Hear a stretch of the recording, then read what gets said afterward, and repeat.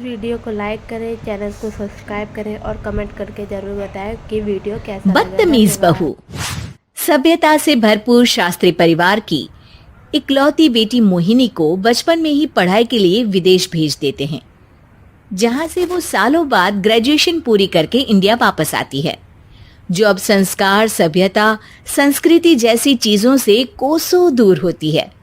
एक सुबह Mohini short dress पहने, कानों में हेडफोन लगाए जोर जोर से इंग्लिश गाने गाती हुई घर में घूम रही होती है।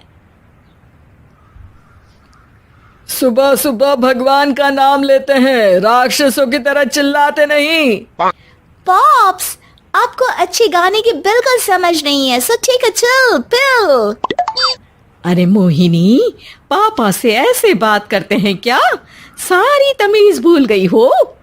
ओह मॉम प्लीज, इतनी बड़ी भी कोई बात नहीं हुई, सो डोंट ओवर रिएक्ट।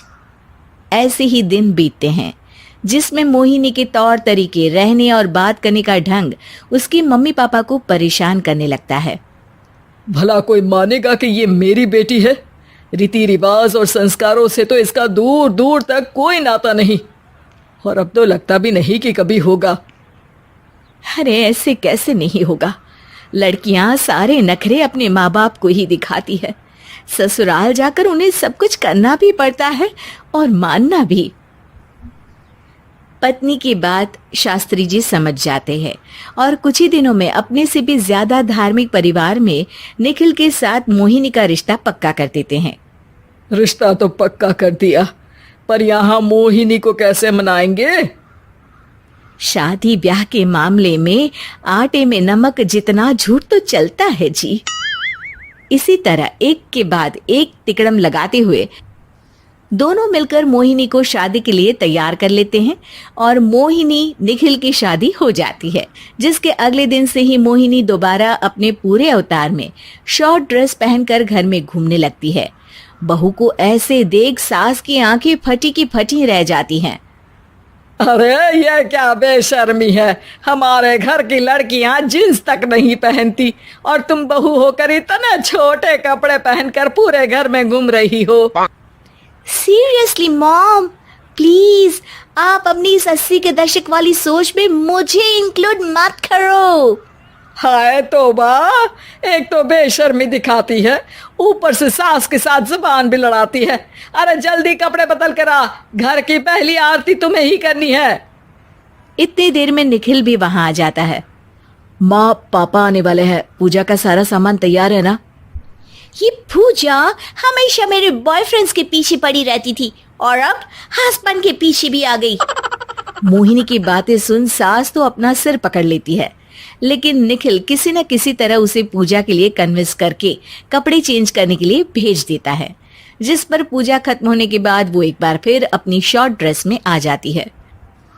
बहू, ये क्या तरीका है? संस्कार नाम की कोई चीज है या नहीं? नहीं ससुर जी, संस्कार मेरा दूसरा बॉयफ्रेंड था, अब तो मेरा उससे कोई कांटेक्ट नहीं है।